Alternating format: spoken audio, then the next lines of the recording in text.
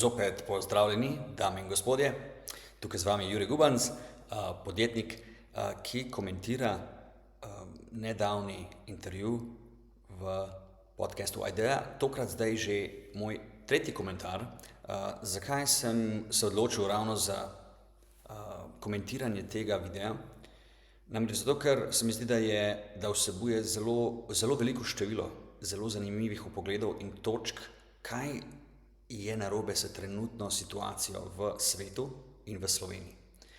Zelo lepo se vidi način razmišljanja med dvema človekoma, med enim, ki ima več izkušenj iz podjetniškega, realnega, delovnega sveta in človekom, ki je bolj umetnik in pripadnik bolj socialističnega pogleda na svet.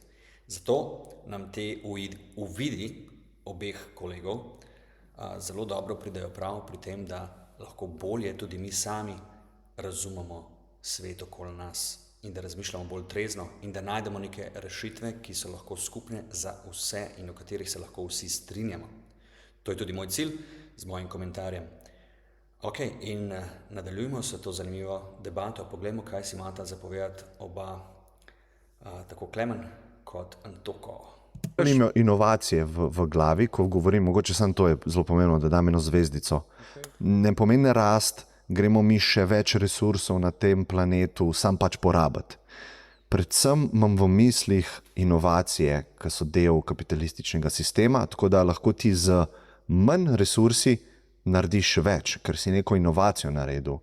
Sploh glede podjetništva, recimo. Ne? Ti imaš ta telefon, not je kalkulator, kamera, budilka, televizija, ključ za avto. Se pravi, mi atome v digitalni svet spravljamo in to je bila inovacija, ki manj resursov zemlje porablja napram prej. Ok, se bova vrnila k temu. Klemen je tukaj dal v bistvu zelo zanimiv in tudi čisto pravilno iztočnico in vpogled, kako dejansko deluje ekonomija. Antoko žal tukaj ni želel takoj naslavljati tega uvida, ker se mi zdi zelo dober argument proti mnogim očitkom, proti kapitalizmu oziroma proti, bom rekel, niti ne govorimo samo o kapitalizmu, ampak proizvodni in trgu in industriji nasplošno. Veliko ljudi še vedno misli, da je gospodarska rast in glavni argument proti gospodarski rasti, češ, se ne moramo skozi rast. Ne smemo skozi rast. Kaj bomo pa naredili z našim svetom, če samo rastemo v gospodarski proizvodnji? Ne.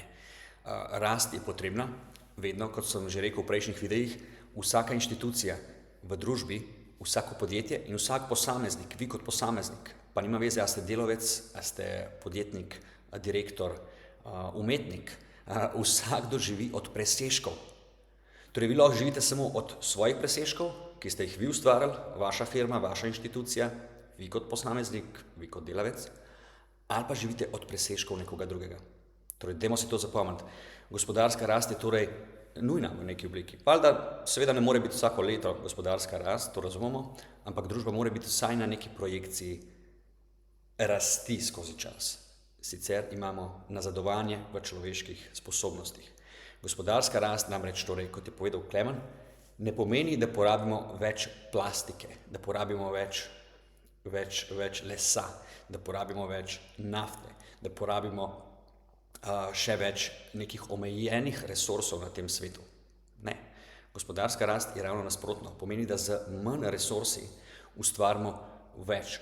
Imamo več zmogljivosti in več kapacitete in moči, da nadzorujemo okolje okoli sebe. In to je v bistvu neke vrste civilizacija, gospodarska moč. Koliko ima družba sposobnosti, da upravlja z resursi okoli sebe, kako hitro lahko nekaj naredimo, kako hitro lahko potujemo, kako hitro lahko nekaj ustvarimo, proizvedemo, kako hitro lahko komuniciramo, kako hitro določene tehnologije razvijamo, ki nam omogočajo daljše življenje, več zdravja in tako naprej. In tukaj je trg in kapitalizem glavna gonilna sila. Definitivno pa ni nujno, da napredujemo na vseh področjih, seveda, to pa jasno. Tukaj govorimo o materialnem, tehnološkem napredku, ki je pomemben del našega obstoja in naših kapacitet. Ljudje smo inovativna bitja in inovativnost pomeni gospodarska rast. Z manj resursi narediti več. Ampak, ko smo govorili o rasti, se pravi, če pogledaš Kitajsko, na račun česa je prišla pač ta rast, ta boom, ko so se odprli. Pač, ne pozabimo, da je da so tista leta pripeljale skoraj do sesutja v bistvu pač Kitajske politično, ne? Zaradi tega, ker to je pomenilo za večino prebivalstva ogromno zatiranja, ne? Ti neki osnovna socialna zagotovila, ki jih je do takrat pač režim zagotavljal, so bila odpravljena, zato da so ljudje bili prisiljeni na trg. Ok, tole je pa kar, zopet se je kolega vrnil v zavajanje, da je ne vem ali namerno ali nenamerno, ampak tukaj je spet apeliral na vaša čustva, fanti in dekleta.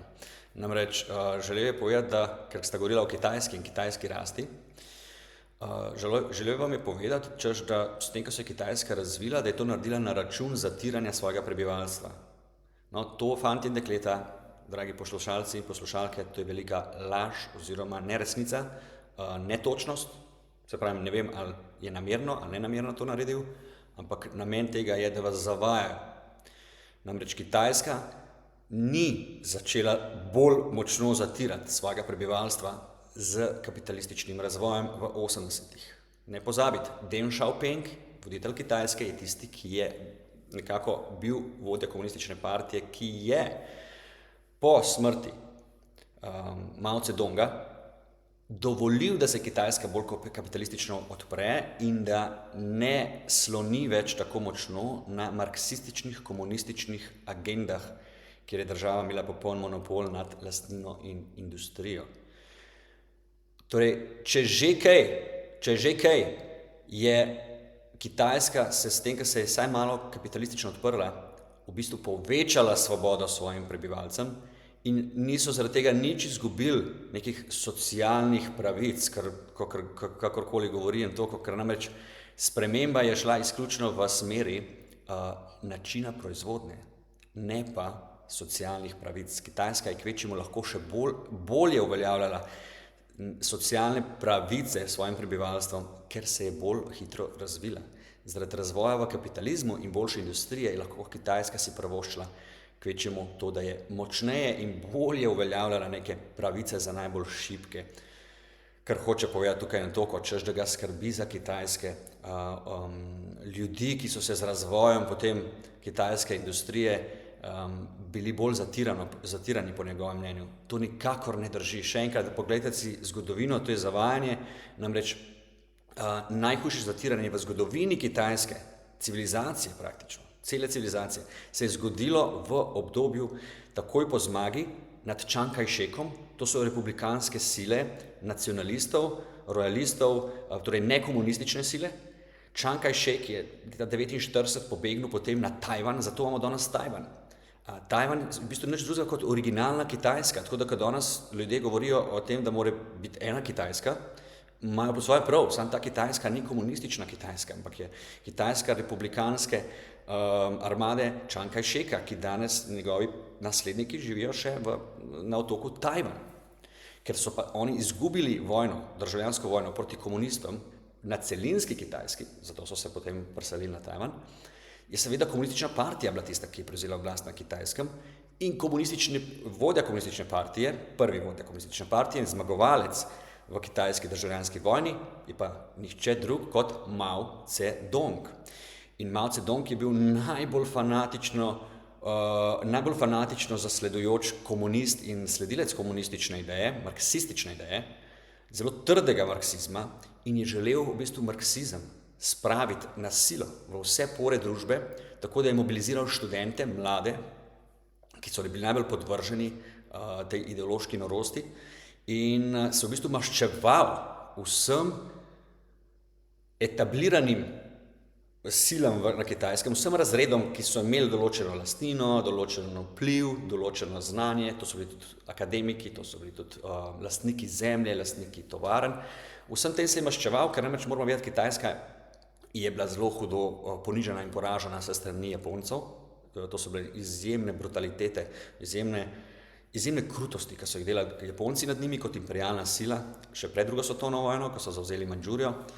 In pa moramo vedeti, da tudi Kitajska je bila nasplošno na celotnem svetovnem političnem prizorišču ponižena že stoletje, ker ti namreč vse zahodne sile so praktično lahko s Kitajsko delale karkoli.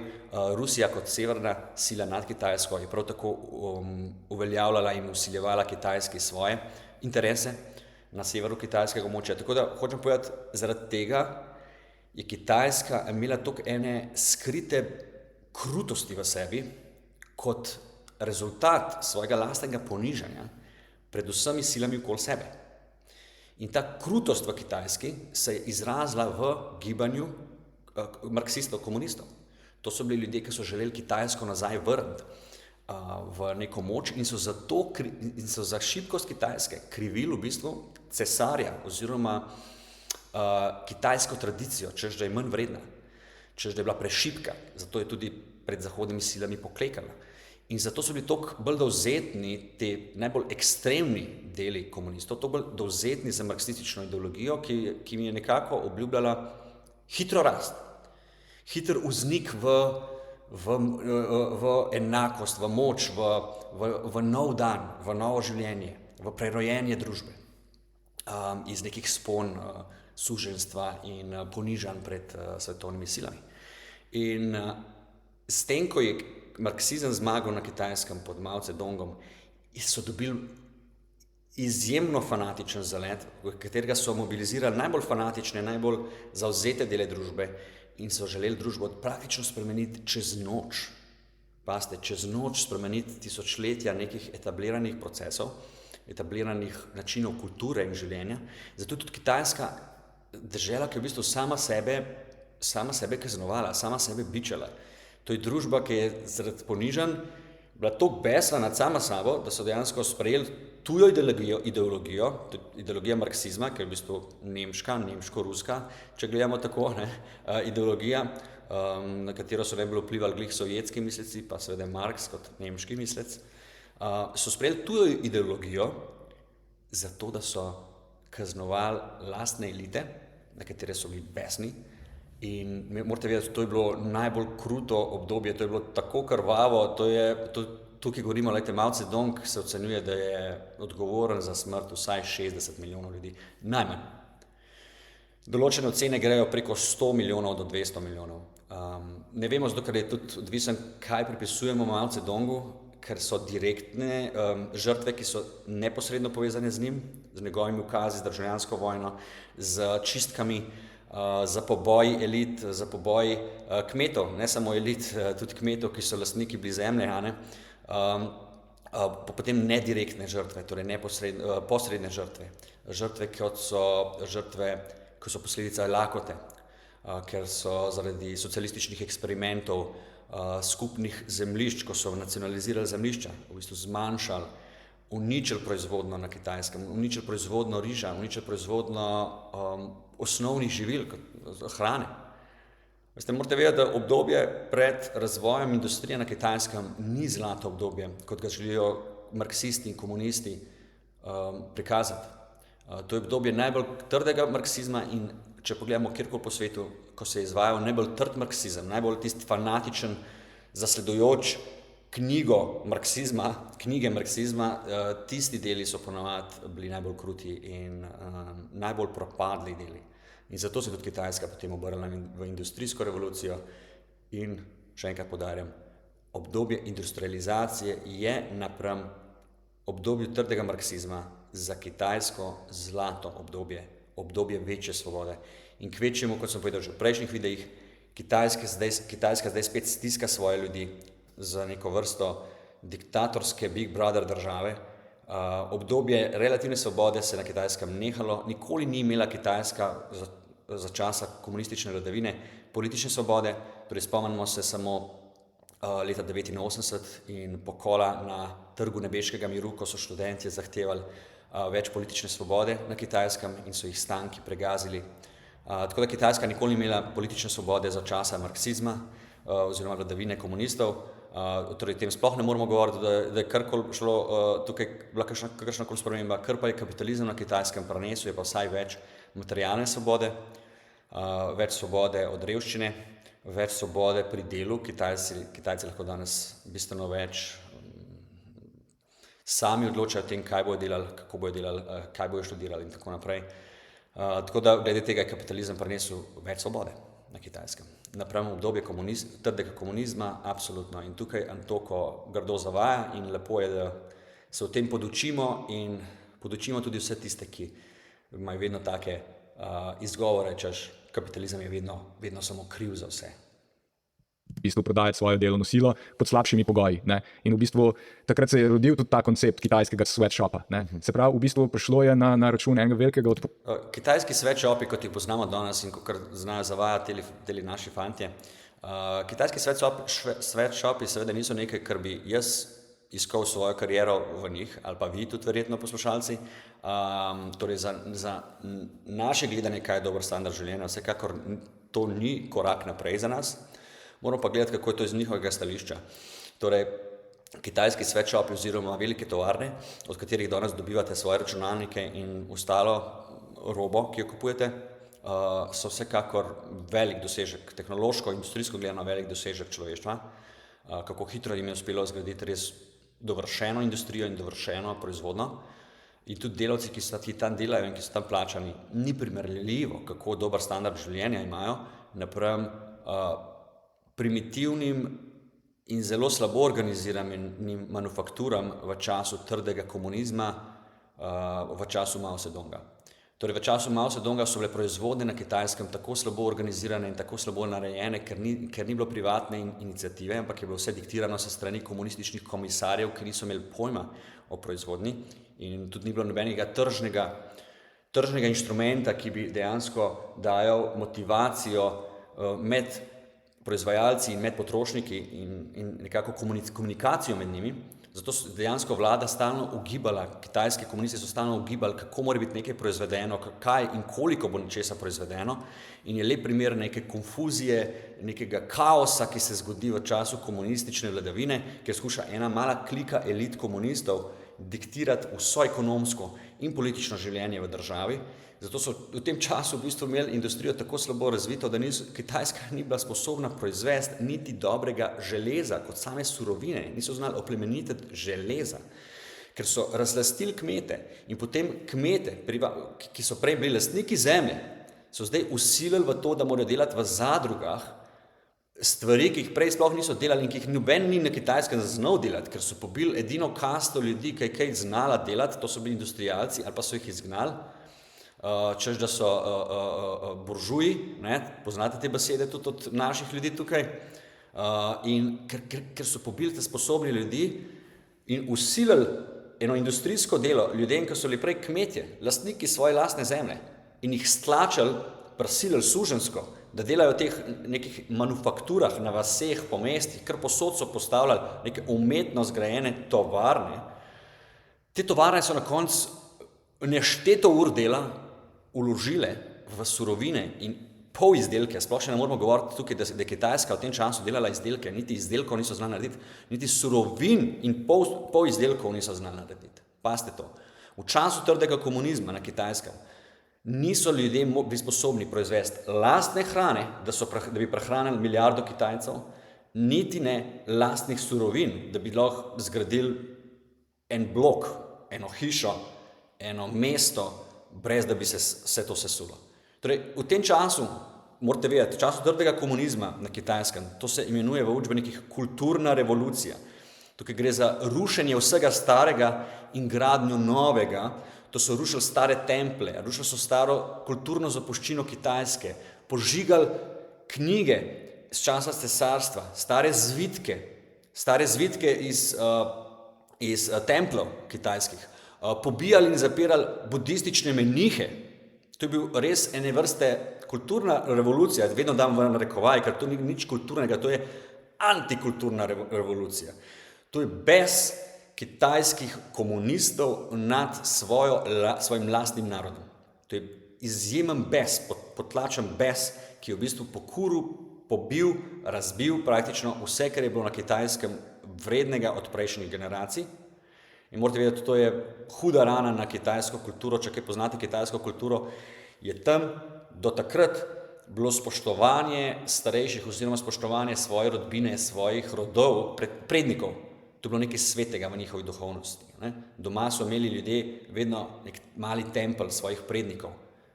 In ravno komunizem je tisti, ki je v bistvu nekako dal to globoko rano besa v te tisočletne tradicije Kitajcev.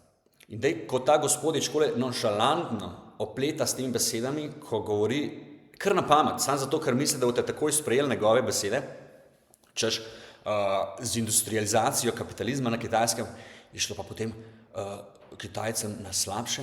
To je tako velika laž in tukaj on samo računa na to, da boste prijeli njegove besede zgolj zato, ker naši, žal pogosto, mnenjski voditelji v Sloveniji, pa tudi po Zahodu, mislijo, da če bojo večkrat samo pljuvali po kapitalizmu, po trgu, po podjetništvu, po Zahodu, zahodnih idejah, da če bojo samo skozi pljuvali, da boste vi že toliko v bistvu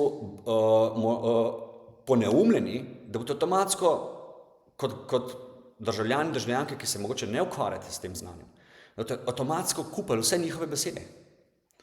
In zato je prav, da jih jaz razstavim. Ne? Tako da še enkrat, to, kar govori o kitajskih sweatshopih oziroma tovarnah in groznih pogojih za delo, te pogoji za delo so pri njih velik napredek. In nepotrebno, da govorim naprej, ker danes si Kitajci lahko privoščijo bistveno več, kot so si, imajo bistveno večji srednji razred, delovski razred je bistveno bolj opolnomočen, tako da vseh teh pogledih so napredovali. Bo pa zanimivo videti v prihodnosti, kajti Kitajska kaže, da je ustavlja materialni razvoj svojih državljanov. Torej si ne želi komunistična partija, da bi Kitajci bili bolj razviti, kot so trenutno, pa bolj bogati. To se kaže potem, ko so začeli zapirati privatne podjetnike ravno teh uspešnih podjetij, ki so v bistvu omogočili Kitajski velik razmah znanja in razvoja. Te podjetnike zapirajo. Eden najbolj znanih je recimo podjetnik Jack Ma, ki je ustanovitelj Alibabe, eno največjih podjetij na svetu. In več takih milijonarjev, milijarderjev so zaprli ravno zato, in tudi manjših podjetnikov, mimogrede, tudi manjših podjetnikov izginjajo iz obličja na Kitajskem, če kaj berete kitajske zadeve. Zakaj? Ker si Kitajska komunistična partija očitno ne želi, da bi njihovi državljani postali preveč bogati, preveč razviti in preveč samostojno misleči. Zato želi ustaviti razvoj svojih državljanov, pravzaprav. In bo zanimivo videti, koliko napredka bo Kitajska še dovoljevala v prihodnosti in koliko bo pa dejansko zgolj stiskala svoje prebivalstvo in jih skušala poneumljati v to smer, da ustvari neko še močnejšo enoto, ki bo pripravljena za, to pa vemo, kaj je naslednji korak, žal, vojno. Ko imaš enkrat ustavljanje svobode izražanja, misli in ustavljaš tudi ekonomski napredek, da ljudje ne bi več trošili, s tem v bistvu vedno bolj ustvarjaš pogoje za vojaško družbo. Družbo, ki sloni na glorifikaciji, čaščenju, trpljenja in dajanja življenja za višji cilj. To je pa veliki vodja, velika država, velika ideologija, karkoli. Povedovanja nekega dostojanstva in enega zelo hudega v bistvu pač teptanja v bistvu delavcev in populacije, pa tudi v bistvu isto uničevanje. Vse samo na hitro še enkrat. Stalno bo govoril o tem, kako se je z razvojem industrije na Kitajskem teptalo delavce. Še enkrat se spomnite na moje besede, preverite zgodovino še bolje, kulturno revolucijo si pogledajte, ni res. Dejstvo je, da na Kitajskem se dogaja veliko neprimernih, krutih stvari, tudi na delavci. Ampak to je odraz njihove kulture, njihovega načina razmišljanja in ne kapitalizma kot nasplošno, kot obče gledano. Okay? Mi moramo gledati, da tako so ravnali že prej z ljudmi, ampak ker prej niso imeli industrije razvite, je bilo ravnanje pa življenje še bistveno slabše. Še več prisile je bilo prej v času trdega komunizma, več nekih oblik, lahko rečemo, suženstva državnim oblastem in komunistom. Okolja, jemanje resursov iz kjerkoli jih lahko jemlješ, surovine.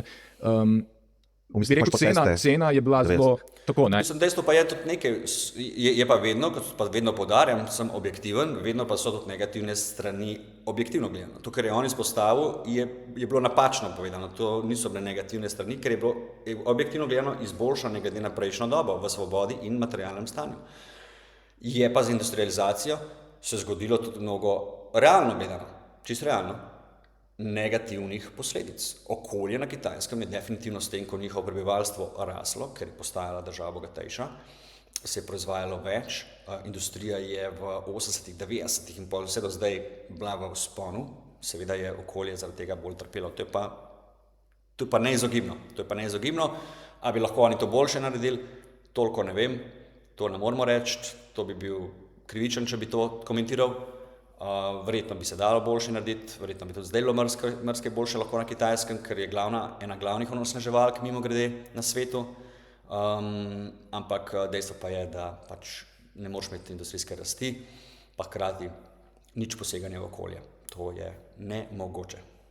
In to je tudi recimo potem to na nek način eksplodiralo. Na Zahodu smo gledali pač te proteste, ampak nasploh velika družbena tenzija je bila okoli tega. Kitajci so mogli veliko pretrpeti zato, da so v bistvu v neko bolj neoliberalni način kapitalizma pač vstopili. Na eni strani vsi smo mogli več pretrpeti, vse tudi naši predniki so mogli pretrpeti bistveno bolje v bistvu gospod Miha Blažič in Toko, kajti če že kaj, je bilo Kitajcem bistveno lažje, ker se lahko mnogo stvari kopiralo od Zahoda. Razlog, zakaj se je Kitajska razvila v 20 letih, to, kar se prej, če gledamo prvo industrijsko državo, Velika Britanija je mogla, zaradi tega, ker je bila prva industrijska država, je šel razvoj, čeprav je to revolucija industrijska, je šel razvoj še vseeno mnogo počasneje, se je družba spreminjala takrat, kot se je kitajska družba spremenila zdaj v zadnjih 30-40 letih. Absolutno. Razlog za to je, ker je Zahod že imel toliko enih tehnoloških patentov, toliko ene tehnologije že ustvarjene, že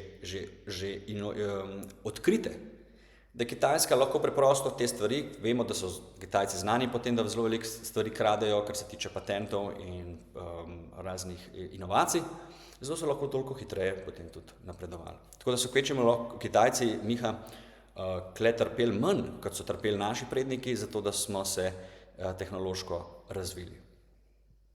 Imel seveda rast, na Zahodu smo govorili o čudežu, na Kitajskem, na drugi strani si imel pa zelo veliko nezadovoljstvo pač populacije. A te lahko sam nekaj oprosti? To je spet na pamet govorjenje, fanti in dekleta. Veliko nezadovoljstvo populacije, lejte, kako vam probajo emocionalno na vaše emocije, je veliko nezadovoljstvo, zato ker kapitalizem, krutost, industrija.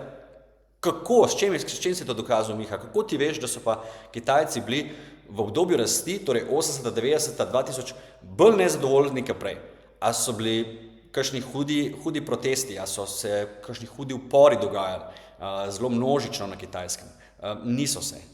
Upori, ki so se dogajali, so bili kvečemu politični, ne vezani na materialno izboljšanje. Torej, ljudje se niso začeli pritoževati vedno bolj zaradi boljšega materialnega življenja. Ljudje so začeli vedno bolj pritoževati zaradi tega, ker niso imeli niti osnovne svobode govora, tega pa komunistična partija res nikoli ni pustila, kar sem že povedal. Edini veliki protesti so bili, kot sem že rekel, protesti na Trgu nebeškega miru, ki niso imeli nobene veze za industrializacijo države, pač pa so imeli veze izključno in samo za resnico in za svobodo govora, za svobodo političnega udejstvovanja. Tako da lepo prosim, nehajmo zopet za takimi zgodbicami. Samo da preverim. Se pravi, ta študent, ki je protestiral leta 90, je bolj trpel kot njegov dedek ali pa oče. Zanimivo, tukaj ravno Klemen izpostavi to, kar sem rekel, torej te proteste leta 89 oziroma 90 Trgov nebeškega miru. Pa kdaj reči generalno? Ker to sem slišal, da si rekel, toliko so na njihovih plečih to rast zgradili, da je bilo nevzdržno. Ampak mora primerjati prejšnjo generacijo, ki je pa umirala od lakote. Prejšnja generacija je začela iz nič in prejšnja generacija je ustvarila pač v bistvu neka družbena zagotovila za dostojanstvenega življenja. In ti študent je bil že prejemnik tega. On je protestiral proti temu, da se to odvzame, proti nekim osnovnim zagotovilom, ki so bila dana. Jaz pa drugače. Jaz pa vidim, da ti, ko do določene stopnje na Maslovi hierarhiji prideš, če se prej ukvarjaš s hrano, pa zavetiščem, oziroma neko streho nad glavo, se boš časoma začel ukvarjati s psihološkimi potrebami in ena izmed psiholoških potreb je želja po svobodi mišljenja in želja po demokraciji. In jaz bi te proteste označil bolj za to. Mi smo prišli do določene stopnje, da smo dobili idejo, mi bi tudi radi demokracijo, tako kot se posod po svetu. No, Klemen, dobro, da v kontro sicer ni čist jasno naslovil težave, ampak je vseeno popolnoma dal kontro Mihu, ki, kot vidite, že po očeh njegovih dogaja. In zdaj je še težje, kot je bilo prej, in zdaj se moramo mi upreti. Mi smo na Če pogledamo tudi njegove reakcije, Miha, vidimo, da preprosto določene stvari, da Klemen dober argument proti, jih pozabi in jih proba v glavi kar pozabiti. Tako kot je že prej se to zgodilo, ko je parkrat dal Klemen dobro kontro, namreč, kot sem že jaz povedal, niso bili protesti na Kitajskem leta 1990 nobene povezave z industrijskim razvojem, pa s tem, da so tovarne Nike, pa Superg na Kitajskem. To je, kvečemu so Kitajci so se tepali za take službe. Kitajci so bili srečni, da so tovarne kot so Nike, da so velika podjetja prihajala v Kitajsko, da so Kitajci postajali tudi del razvitega sveta, da so tudi Kitajska v bistvu neka cool država. Da te protesti niso imeli veze s tem, kar Miha govori. Te protesti so imeli veze izključno samo za uporom proti dominaciji komunistične partije nad demokracijo, nad svobodo političnega udejstvovanja, svobodo govora. Se tega nisem rekel, ampak da je bilo teže kot prej. Objektivno so, da so pač porevolucionarna generacija na Kitajskem zelo veliko žrtvovala, pač, ne, zato, da je v bistvu ustvarila presežke, da se je lahko v bistvu... Še enkrat, tega tukaj Klemen ni kontriral. Generacije na Kitajskem po revoluciji leta 1949 niso bile tiste, ki bi ustvarile gospodarski zagon Kitajske. Takrat se ni dogajal kitajski gospodarski čudež, Miha. Takrat se je dogajala vse do prihoda Deng Xiaopinga, pa razvoja v 80-ih, se je dogajala takrat kulturna revolucija, oziroma nekulturna revolucija. Še enkrat to poudarjam in dajte to vsakemu povedati, ki napačno misli, da je kar Kitajska s prihodom komunistov začela rast, pa žrtvovali so veliko, Miha, ja, ker jih je država žrtvovala za svoje kretenske, bizarne, zlobne, zelo krute cilje vsiljevanja komunizma v državo. Ja, zato so žrtvovali življenja. Ni bila pa zaradi tega gospodarska moč in pa materialni razvoj nič boljši. Torej, za nič so umrli, oziroma, če rečemo tako, umrli so Kitajci v obdobju trdega komunizma zato, da je lahko oblast kasneje po smrti Mao Zedonga šele spoznala, kako močno so se ušteli pri tem, da so tako trdi komunizem upeljevali v družbo. Še enkrat poudarjam, Kitajci so v milijonih umirali, so dali življenje ne za to, da se je Kitajska razvila, pač pa zato, da so lahko dokazali in je oblast končno sprevidela, da trdi komunizem ne deluje. Zato so te ljudje umrli, Miha. Neka razvita, stabilna pač država razvila in da so njihovi otroci lahko živeli bolje. Ne? Ampak in zaradi tega je tudi logično, da ko so videli v bistvu pač, da se ta sistem, ki so ga oni gradili, spreminja, gre v neko drugo smer, ne? Oziroma pač, da se hoče tudi v bistvu neke izborjene pravice pač vzeti, je jasno, da so se temu upirali. To ne pomeni, da objektivno je tisti študent živel slabše kot njegov dedek. Ne? Ampak to drugi element tega, na kar sem hotel priti v zvezi z rastjo, ne? Je pa potem, se pravi, eno je, na kakšen način do rasti prideš. Ne? In tukaj vidimo, da v bistvu brez pritiska na delo na eni strani in pritiska na okolje na drugi strani gre zelo težko. Ne? In to je v bistvu pač en element. Zdaj lahko se Spet besedna sonata. Absolutno upeva vsaka rast, kjerkoli države. In kot vidimo, kot sem vam dokazal, je rast možna samo v državah, ki imajo vsaj nekaj kapitalizma. Moraš imeti kapitalizem, da lahko sploh rastaš. Vsaka rast bo seveda temeljila na tem, da ljudje delajo, sploh v industriji, uporabljajo roke, uporabljajo noge, uporabljajo možgane. In seveda je to trud. In kar se mi zdi bizarno in v bistvu zelo nepošteno se strani marksistov, socialistov, kot je Miha, zelo intelektualno nepošteno in moralno, je to, da kadar kapitalistična država se razvije, ali pa kot se je Kitajska razvijala v obdobju kapitalističnega vzpona, to vedno gledajo negativno. Torej, vsak delavec, ki mora tam delati, pa ki švica v tovarnah, pa ki tudi kakšne žrtve so seveda zaradi tega, žal, to je težka proizvodnja, to je industrializacija, to so težke zadeve, kompleksne zadeve, to je vedno izkoriščanje. Torej, na vsak trud delavca v kapitalizmu bodo marksisti to poimenovali kot izkoriščanje. Če pa gledamo komunistične slike, fotografije in pa kipe v komunističnih državah, tudi pri nas v Sloveniji, se pa vedno v obdobju komunizma kaj poveličevalo? Žrtvovanje in trud za komunizem. Pazite to. Torej, komunisti gledajo na to, da vi žrtvujete svoje življenje kot delavec v eni porazni komunistični firmi, kjer nimate nič osebno od tega, mizerno plačico, ampak oni to trpljenje glorificirajo in iz tega naredijo intelektualno in propagandno varko v vaših glavah. Zato, ker s tem ustvarijo mišljenje, češ trpimo sedaj, ampak bomo jutri ustvarili novo utopijo, ki jo nikoli niso ustvarili. Ampak pazite to, kako oni gledajo. Vsako delo v kapitalizmu oni gledajo kot na izkoriščanje. Vsak, ki dela v pisarni, v klimi, v perfektnih pogojih, je izkoriščen. Vsak, ki dela v kapitalistični industriji, proizvaja avte v Mercedesu, to je izkoriščanje. Če si poreže prst v Mercedesu, ko dela v industriji, to je zato, ker ga kapitalist izkoriščal, po njihovo. Pazite to.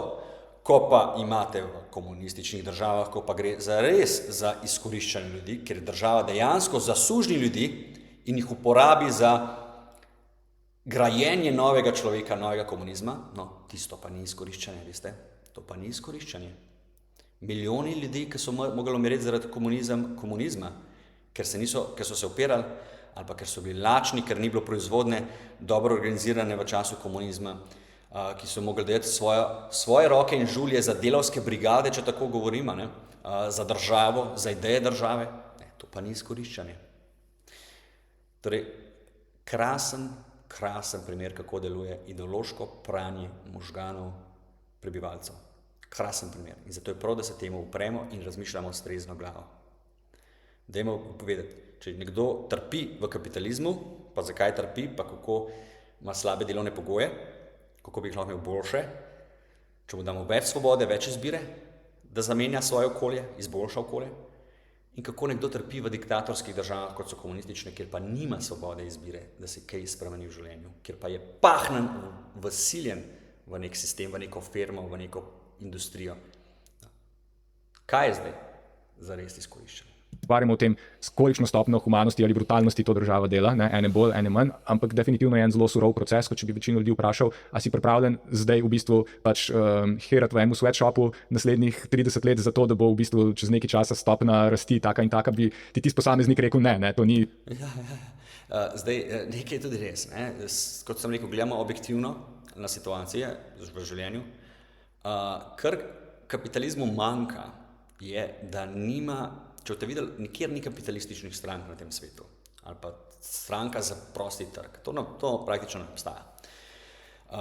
Zakaj? Zato, ker kapitalizmu manjka duhovna komponenta oziroma neka izmišljena, ustvarjena ideologija zadaj, neka vera v utopični vsakdan. In ljudje smo duhovna bitja tudi. In komunizem je nekako, kljub temu, da je v bistvu želel presekati za tradicionalnimi verstvi, je komunizem ustvaril novo upanje, novo religijo za svojo ideologijo samo. S tem, ko je ljudem obljubljal utopijo tukaj na zemlji, ne v nebesih, tukaj zdaj.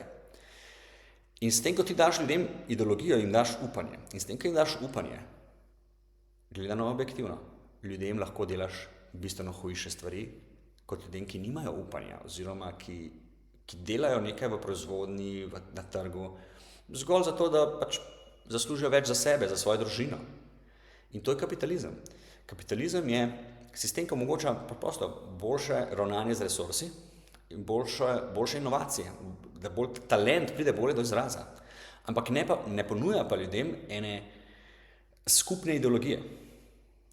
Nekaj, kar bi jih držalo skupaj in jim obljubljalo boljši jutri za vse. In zato je tukaj komunizem tako lahkotno sprejet sa strani mnogih ljudi. Zato, ker ljudje rabijo vero. In si noče priznati, da je komunizem, kljub temu, da ljudem je dal vero in upanje, absolutno jim je dal. In pa ni dal realnih rezultatov, ker temelji na napačnih predpostavkah in napačno razumljeni človeški naravi.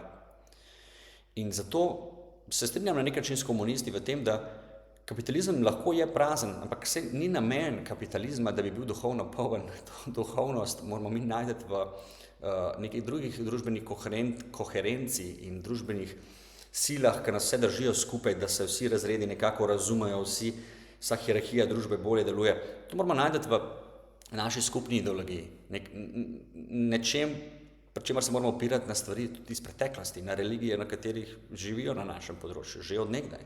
In jih lahko vključimo v kapitalistično proizvodnjo oziroma to, da dopolnimo kapitalizem tam, kjer kapitalizem niti nima namena, da bi nas izpopolnjeval. Kot rečeno, kapitalizem je način, kako družba bolje pride do materialnega napredka. Ni zdaj to nadomestek za enotnost, religijo, neko družbeno povezanost. To so stvari, ki so tudi pomembne. In se strinjam za socialisti, da so pomembne. Ni samo individualizem in materialni razvoj edini, kar je pomemben. Ampak, kot smo videli, so socialisti in marksisti tisti, ki ponujajo zelo slabo in že preizkušeno slabo alternativo.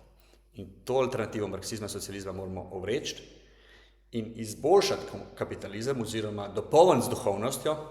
No, to bomo pa tudi še razdelali, kje to duhovnost dobiti oziroma kako jo morda najdemo. Vsekakor ne smemo nazaj v komunistične ideje, pač pa moramo najti neke povezovalne sile v današnji moderni družbi, ki bodo protivtež tudi kapitalizmu in pa protivtež tendencam države, potem da diktira naše življenje in uveljavlja neke neomarksistične komponente v družbo. Svoboda ali pa demokracija, ki bi si jo jaz želel. No, ampak če mu pa daš, da bi bil na polju kot tvoj dedek ali pa v sweatshopu, so izbirali sweatshope, ne? Ne, sweatshop ni nikoli izbira, sweatshop je prisila. Zaradi tega, ker ko si ti v bistvu... Se ne morem strinjati. Mislim, v Vietnamu imaš primere, nobenih ni prisilu tja, ne? Ampak oni so delali na polju, pride neka nova tovarna, zahodnjaška, ponudi 3-krat več, recimo, za manj dela in vrste čakajo, ljudje še želijo dobiti delo tam, ne? Jaz ne zagovarjam moralno te. Da, to drži. Tukaj vidite tudi obraz Mihe, popolnoma mrtev. Takrat proba oni izključiti protiargument Klemna. Dejstvo je, da noben ni silil, seveda. V kapitalizem morate vedeti, da je nekaj. Ne? Torej, če imate vi prisilo zraven, torej, da jaz silim ljudi v tovarne, ja? To že ni več kapitalizem. To je v bistvu komunizem. Ja? Komunizem nujno ima fašistične komponente, neke državne prisile ljudi v neke vloge, za katere jih država določa, kakšne bodo te vloge. To ni kapitalizem. To ni kapitalizem. Kapitalizem in poanta kapitalizma je ravno v tem, da trg določa, to pa ljudje sami med seboj, kje želijo delati, kaj želijo delati, kako želijo delati. Tega je to dobro, govorim, da je boljše. Ampak mi smo na spektru. Ja. Ne, sem to mi ne moramo preskočiti, zdaj kar vse v pisarni tam narediti pa klimo. Mislim, dobro bi bilo, realnost je drugačna. Ampak ljudje niso, to je dobesedno zgodovina kapitalizma, je zgodovina tega, kako ljudi iz njihovih pol pregnati pač v mesta industrijska. Pač, ne. Tega si ljudje niso... Še enkrat, dale je vidite njegov obraz, dale je v elementu fanatizma. Nobeni ljudi preganjal na polja. V Angliji, v vseh državah, ki so bile prve kapitalistične države, nihče ni tega delal. Še enkrat poudarjamo to. Ali je sprememba iz neke agrarne družbe, srednjeveške družbe, v potem industrijsko družbo, ko so ljudje vedno bolj že začeli hoditi, delati v tovarne in tako naprej. Ali je bila ta sprememba nujno samo dobra? Absolutno se strinjam, ne. S tem so se opustile mnoge neke stare tradicije, stare družbene vezi na vaseh, na poljih, ki so definirale fevdalno gospodarstvo za tisočletje. In to se je vsekakor zrušilo s prihodom industrije.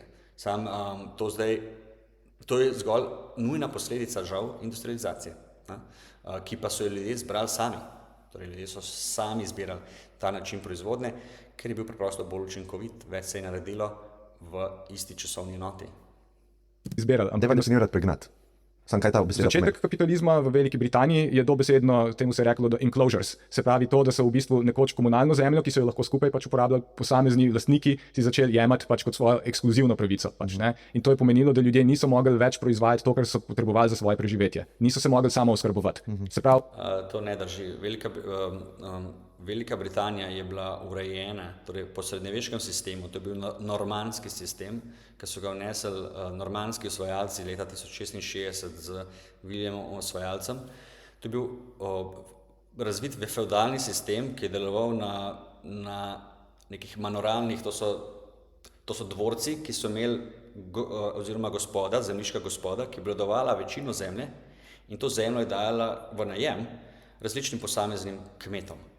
Zdaj, on tukaj govori o nekih komunalah spet, pa neke te besede, ki jih zelo radi socialisti vlečejo na plano, nobenih komunal ni bilo v tem smislu. Ja, si ljudje so si pomagali med sabo, samo to ne pomeni, da so bile komunale.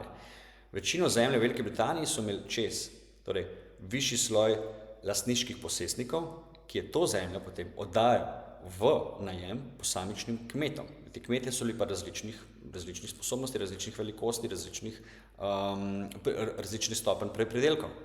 Ampak dejstvo je, da se je ta način proizvodnje, kjer je vsak kmet proizvajal, pa v bistvu živel od svoje zemlje, izkazal za vedno manj učinkovitega, zato ker so se preprosto iznašli sistemi za proizvodno, načini proizvodnje v agrarni proizvodnji in tudi v ostalih proizvodnjah, tekstilna industrija je bila ena prvih v industrijski revoluciji, ki so omogočali ljudem, da preprosto proizvedejo več hrane, več oblek, več osnovnih potrebščin v krajšem času. In te načini proizvodnje so bili bolj učinkoviti kot pa načini proizvodnje v feudalnem sistemu. In zato je normalno, da tisti kmeti, ki so predelali vsak na svoji njivici in si predelali nek majhen pridelek, kjer so lahko majhen presežek potem prodali na trgu, so preprosto videli, da z manj dela lahko pridejo do višjega plačila. In zato so opuščali svoje zemlje. Ne zato, ker bi jih kdorkoli strpal v industrijska mesta. In mimogrede, ta pojav, ko so delavci oziroma bivši mali kmetje začeli hoditi vedno bolj v industrijska mesta za iskati delo, ta pojav ni bil dober za zemljiške elite, zato ker zemljiške elite so s tem začele izgubljati na vrednosti svoje zemlje, ker njihova zemlja ni bila več zdaj uporabljena kot primarno agrarno sredstvo in tudi država ni bila več kot primarno agrarno usmerjena država. Ampak so druge tehnologije, ki so začele prevzemati primat nad pomembnostjo agrikulture. Tako da ne zdaj mislim, da je bil to zdaj nek proces, ki je bil izključno samo spet narejen, tako ker marksisti vedno gledajo svet samo kako so revni tisti, ki jih vedno nekdo proba izkoriščati. Ne, kdo je reven, pa kdo je bogat, se zelo hitro spreminja, sploh v času nekih kapitalističnih procesov, ki so čisto spremenili družbo. Tako da v Veliki Britaniji recimo je glih lep primer Velika Britanija, ker tam dobimo nove elite, torej stare elite zemljiške gospode, ki so bili večinoma plemiško povezani, niso več elite. So obdržali seveda še določene lastništvo nad zemljo, nad gradovi in tako naprej, ampak to so bili zdaj vedno bolj nedonosne naložbe, ki jih bilo treba vzdrževati, ki jih še danes mnogi od teh plemičev, teh potomcev, teh zemljiških gospod ne morejo sploh odplačevati. Mnogi od teh danes v Veliki Britaniji so v bistvu bogati reveži in draga, ker imajo veliko zemlje, veliko gradov, ampak ti gradovi so prepojeni s plesnijo in veter piha čez vsako poro v zidu, zato ker nihče ne more teh velikih posestev in dvorcev vzdrževati. Način proizvodnje agrikulture je pa premalo učinkovit, da bi lahko tekmoval z globalnim trgom, kjer dobite vi kilo krompirja in žita po 100-krat nižji ceni, kot je sposoben narediti nek zemljiški gospodič iz Velike Britanije. Tako da še enkrat, treba je res jasno pogledati čez te navedbe, ki prihajajo sa strani ideologij, kot je socializem in marksizem, zato ker gledajo svet izključno iz svojega učbenika in potvarjajo realnost. In vedno to delajo zgolj zato, da ustvarijo neke žrtve, s katerim apelirajo na vas, če se vi slabo počutite, pa da mislite, da je v bistvu nasprotnik druge, kot je v resnici. Nasprotnik ni kar tako nekih izmišljenih elitah. Dostikrat so elite tisti ljudje, ki imajo največjo moč nad vami in nad vašim razmišljanjem. In to so elite, kot so žal tudi v bistvu, to, kar govori Miha, je zgolj v bistvu natolcevanje mnogih elit pogosto, ker si želijo ohranjati moč nad tem, da v Sloveniji se nič ne spremeni in tako držijo primat nad vami. V uničenju samooskrbe je potem izvor tega, da mora nekaj od otrok iz družine iti prodajati svojo delovno silo kapitalistu, zato da lahko v bistvu stvari, ki jih je prej sam proizvedel, kupi na trgu, ker jih več sam ne more proizvesti. Hkrati tudi to, kar ti proizvajaš, na trgu ima čedalje nižjo ceno in ti ne moreš v bistvu več zaslužiti dovolj, da bi se da bi lahko recimo na neki... Da vam spet prekinem to zgodbico. Kot sem že povedal prej, te mala zemljišča, malih kmetov so začela propadati z zelo v bistvu jasnim razlogom, kot ga je že sam nehote omenil, torej izdelki so bili na trgu vedno cenejši. Torej pazite to, on to gleda kot na nekaj slabega. V resnici pa je logično, da če imaš ti boljšo proizvodnjo, boljše agrikulturne procese proizvodnje, bo cena hrane nižja in s tem je v bistvu Miha zgolj priznal to, da se je v obdobju industrializacije cena pridelkov znižala. Torej ljudje so lažje prišli do istih pridelkov, ki so jih prej mogli pridelati sami. Če razmislimo, je danes stvar še bolj taka in se lahko zelo lahkotno tudi vi poistovetite s tem, kar vam jaz razlagam, da je v bistvu šlo materialno stanje ljudem na boljše. Zato se jim ni splačalo več delati na malih njivah doma. Danes ljudje imajo njive, predvsem zakaj? Ne zato, da bi si pridelali svojo hrano. Njive imajo danes ljudje predvsem zaradi prestiža, predvsem zaradi hobija, zaradi neke dejavnosti, kjer jih sprošča, kjer jim omogoča, da imamo nek stik z naravo, ker jaz se strinjam. Pač bolj učinkovita proizvodnja nam omogoča, da pridemo do več materialnega ugodja, ampak hkrati pa s tem izgubimo tudi neko lepoto primitivnega, preprostega dela na svoji zemlji. Absolutno se to strinjam, samo žal Miha tukaj napačno trdi, da je šlo ljudem tukaj materialno življenje na slabše. Materialno življenje je šlo na boljše. Lahko pa rečemo, da so pa mogoče s tem, ko so mogli pa delati v tovarnah, a pa so pač izbrali delo v tovarnah, danes šele videvamo v bistvu, da pa malo pogrešamo mogoče tudi to romantičnost dela na lastnem polju. Sam paste, ne zdaj naivno misliti, da če boste vi danes delali na lastnem polju, da boste imeli boljši materialni status življenja. Ne boste ga imeli. Pač vaš materialni status bo zato močno padel. Sam pač to se morate sprijazniti s tem.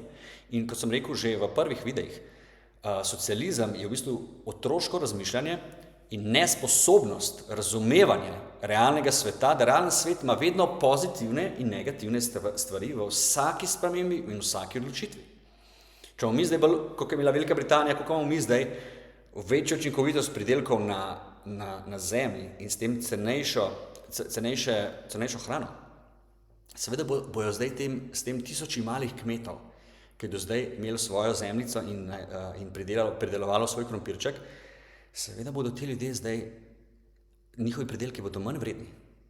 Oni bi še vedno lahko delali na svoji zemljici, pa delali cel dan za tisti mali krompirček, ki bo ali pa morda ne bo prišel, ampak to je bilo garanje in zato so se odločili, da pač bodo šli delati v tovarne.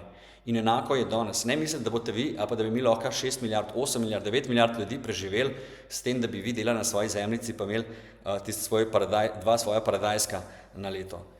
To je zgolj hobi, fanti in dekleta. Tu, če si pridelate nekaj svojega krompirčka in tako naprej, morate vedeti nekaj. Če bi tako danes živeli, bi mogli vi svoj dan nameniti težkemu fizičnemu delu, da bi pridelali morda dovolj hrane za sebe pa za svojo malo družino. S tem, da bi vaša žena, ker bi vi prevzeli kot moški težja fizična dela na vrtu, bi vaša žena morala potem cele dneve delati za to, da bi pač bila doma in vzdrževala gospodinjstvo, ker ti namreč ne morate vi vedeti, da če cel dan delate na polju zato, da imate par krompirčkov za svojo družino, vi s tem zdaj nimate več časa, da zaslužite denar na trgu, pa si kupite udobje doma, kot ga imamo, klimo, hrano, hladilnike in tako naprej, elektriko in tako naprej, ampak nič od tega ne boste imeli. Vi boste zdaj ves čas namenili predelavi hrane samo. Pomeni, da bo za vse ostale stvari mogla poskrbeti ali vaša žena, vaši otroci, da boste sploh lahko imeli gospodinjstvo urejeno. Torej, ja, če želite živeti na ta način, vsekakor, samo to jaz ne vidim glih kot napredek, ker s tem spet svoj čas, ljudje, človeštvo, zgolj vlagamo v nekaj, kar smo že delali 100 tisočletja. Torej, cele dneve smo zgolj sam lovili hrano. To je vse, s katerim se človek ukvarjal, ker je to tako naporno delo, če nimaš tehnologije pa industrije.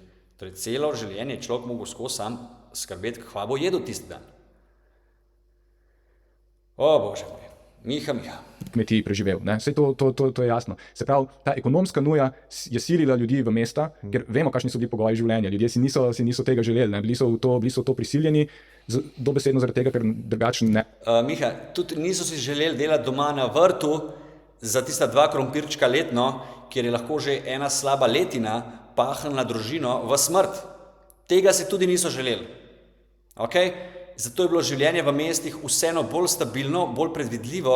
Plača je točno vedel delavec, koliko je plače dobil, koliko jo bo dobil, koliko časa bo moral delati in kaj bo s tem lahko kupil.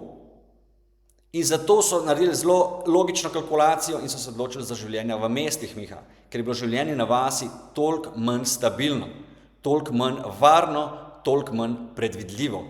Ne bi mogli preživeti. To je, se pravi, ekonomska logika, lahko rečeš, da ni enega človeka, ki to pač fizično izvaja, da pač v bistvu ni človeka z bičem tam, ki tera ljudi pač v tovarne, ampak je v bistvu proces. Torej je priznal zdaj, vi ste med vrsticami, je priznal, da ni nihče z bičem prisilil te ljudi, da grejo v mesta, ampak zdaj po marksistično trdi, da jih je sistem v to prisilil. Ja, to marksisti zmeraj znajo zapakirati v besedo sistem vas izkorišča, ampak te nove spremembe so zgolj bile posledica boljše inovativnosti in boljše proizvodne z novimi stroji, z parnimi stroji, s pojavom novih strojev v tekstilni industriji in v agrikulturi. Pač to je, tak svet je, Miha. Pač, če imaš nek razvoj nekje, boš imel tudi seveda nekje slabše pogoje oziroma pač neke nove pogoje, ker pač tudi niso zdaj idealni. Nobeni pogoji niso idealni. Ljudje so sigurno s tem izgubili, z pojavom industrije so sigurno ljudje izgubili nek star način življenja na vasi. Sam zdaj videti ta star način življenja kot neko idilo, pač seveda, se tudi marksisti ne gledajo tako, gledajo na to kot nek primitiven način dela. Tako da hočem povedati, marksisti se vedno pritožujejo, vedno se bodo pritoževali, seveda, če gre za kapitalizem. Vse jih moti, vse je narobe, zato je to taka nelogična, anarhična ideologija. Anarhična ideologija zato, ker marksistična ideologija vodi v to, da vi kot ljudje postanete vedno bolj besni, razočarani in neizobraženi na nek način, ker vse vidite skozi iste očala, jaz sem izkoriščan, drugi me izkoriščajo. In to je v bistvu vsa poanta marksizma. Vsa ta besedna solata okoli je v bistvu namenjena zgolj temu, da vas uspava in vas prepriča v to, da ste vi žrtev. In na ta način oni, marksisti, onemogočajo, da bi družba bila bolj odgovorna, da bi bili ljudje bolj zreli in bi dejansko lahko naredili nek nasleden korak v družbi, nek razvoj. Ker za razvoj je zmer potrebno spet se potruditi, žrtvovati nekaj. Oni so proti temu. Vse, kar vključuje trud, bo marksist proti. Vse, kar vključuje delo nekoga, bo marksist proti. Ampak samo, kadar gre za čas, ko marksizma ni. Kadar pa imajo marksisti svojo moč, je pa vsak trud, pa vsako požrtvovanje z vaše strani smatrano kot, to je pa za skupno dobro. Ti priješ do tega, da mi ne moramo več na ta način zagotoviti pač našega preživetja. Ne? Ja, jaz sem čisto osebne izkušnje, ljudi prav v Aziji, recimo države, ki so še vedno v razvoju, kjer doma imajo kmetijo in je tako, kot je bilo 50 let v tej generaciji ali pa v tej vasi, in nobenih ne prisil, da gredo v mesta, ampak otroci si želijo iti iskati boljše življenje in jih tudi starši spodbujajo v to.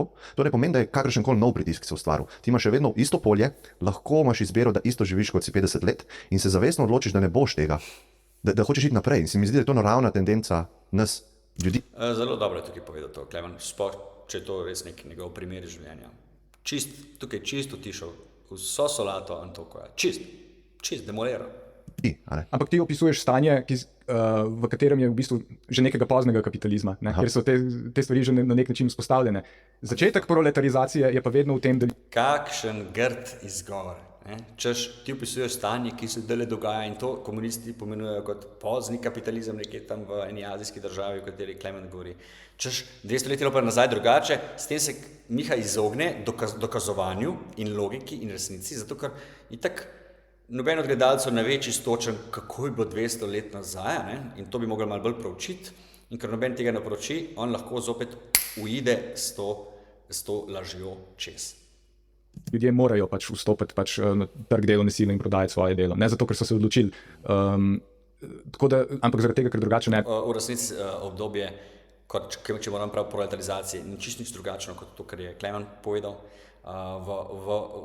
Poanta Klemena ni bilo, da je okolje danes v tej državi, ki jo opisuje, ali pa 200 let nazaj, identično. Njegova poanta je bila zgolj to, da vsaka taka sprememba v industriji prinese človeku neko izbiro, ki pa pač ni nujno perfektna. Ali boš doma ostal na vasi, pa pač imel določene negativne posledice tega tveganja, da ostaneš doma, ali pa boš pač tudi tvegal, pa šel v mesto in delal v neki tovarni, kjer pa, kot sem rekel, imaš pa bistveno bolj predvidljive razmere. Bi mogli preživeti. Ampak, če preskočimo v bistvu, potem, ne glede na to, na kakšen način je do te rasti prišlo. Pustimo, a si mislimo, da je to bilo odločeno od ljudi samih ali ne, ali je bilo brutalno ali ni bilo brutalno. Jaz mislim, da so ljudje visoko ceno za to pač plačevali. Da kvaliteta življenja v enega človeka, ki je delal v sweatshopu, in njegova življenjska pričakovanja so bistveno slabša in manjša kot recimo pač na kmetiji. Ampak zdaj, recimo, ti ljudje so svojimi presežki, To je zopet ugibanje. Ne? To je zopet ugibanje, ki žal, če pogledamo natančno pod lupo, ne drži. Torej življenje, kar se tega tiče, življenje na mestu je bolj varno, ali se to smatrate kot dobro ali ne, ampak je bolj varno, bliže imaš bolnice, hitrejša je oskrba zdravstvena, bliže imaš lekarne, zdravila in tako je bilo danes in tako je bilo 100 000 let, oziroma se opravičujem, 10 000 let nazaj s pojavom prvih mest tam na Bližnjem vzhodu v moderni Turčiji, kjer so najstarejša mesta na svetu. Mesto je vedno ponujalo bistveno seveda več ugodnosti, varnosti in pa drugih oblik pomoči posamezniku, kot pa življenje ven iz mesta, kar je logično. Na mestu imaš skoncentrirano znanje mnogih ljudi in seveda boste v mestu prej prišli do zdravnika, prej boste prišli do pomoči, prej boste prišli do varnosti, do vojaka, da vas zaščiti, ali do neke pravne pomoči, ali do česarkoli. Pač v mestu je vsega več tega. Zopet grd izgovor Mihe zgolj zato, da lahko očrni svojo nasprotno stran. Ki so jih pač dali v sistem, ustvarili in pognali neko rast. Ne? Zanimivo pri kitajski razvojni poti je to, da je s to rastjo drugače ravnala, kot so pač recimo Indija pa zahodne države in tako. Zaradi tega, ker je te presežke reinvestirala v svojo tehnologijo, v svoj razvoj, v svojo produkcijo, ne? In na ta način v bistvu pač ganjala nove in nove pač v bistvu razvojne panoge. Ne? Zdaj, v ZDA to ni možno, ne? Zaradi tega, ker je cel sistem odvisen od, v bistvu, je veliko bolj financializiran, se pravi, presežki morajo enostavno pač delničarjem omogočati, da prikažejo na vsak kvartal pozitivno bilanco, da kažejo vse večjo rast. Ne? Je veliko bolj špekulativen market, ne? Kot je tam, ker v bistvu pa lahko rečejo, ne, mi bomo imeli malo v bistvu pač slabšo sliko na borzi, ampak bomo zaradi tega pa te panoge pač razvili v nekem obdobju. Ne? In to je tisto, kar se je zgodilo. Ljudje so v neki fazi tega kapitalističnega razvoja veliko žrtvovali in trpeli, tudi ne po svoji izbiri, ampak je vsaj država na drugem koncu nekaj lahko za to pač pokazala. Ne? So te presežke reinvestirali v stvari, da so izkoreninili bolj ali manj revščino.